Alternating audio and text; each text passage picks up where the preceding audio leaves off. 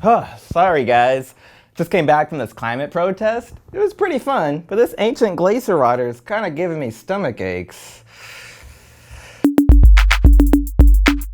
Speaking of reawakening ancient diseases, according to a new report from the CDC, there are almost 2.5 million cases of chlamydia, gonorrhea, or syphilis reported in the US, the highest number ever recorded.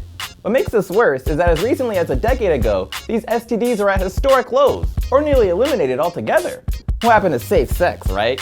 Well, public health experts view the rise of dating apps like Tinder and Grindr as major spreaders of disease, which is bound to happen when you treat hooking up like an Uber Eats order. Experts are also mentioning decreased condom use as a factor, especially around men who take PrEP, used for the prevention of HIV. Personally, I can't believe we still have to tell people to use a freaking condom. How about you, Chlamydia? No, it's ridiculous.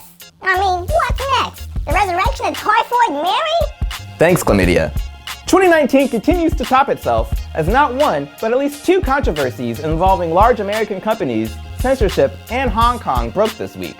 First, Daryl Morey, general manager of the Houston Rockets and former team of Chinese star Yao Ming, tweeted, "Fight for freedom. Stand with Hong Kong."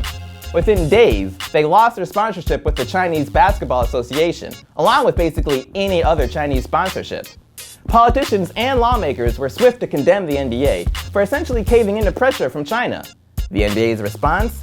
Kicking out a fan yelling, "Free Hong Kong!" in a Philadelphia Sixers game.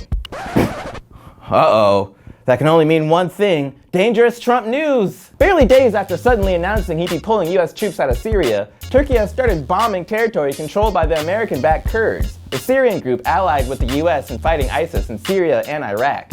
This comes months after Trump announced ISIS was defeated, remember that, and with a sudden concern about the US being in endless wars.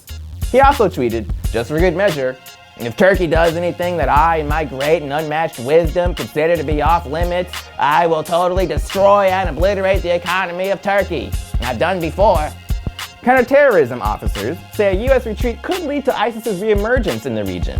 Even Republicans are angry at the president, for once.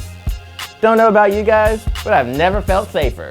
Well, we've reached the end of this week's Lowdown. See you next week, and watch out for that scooter.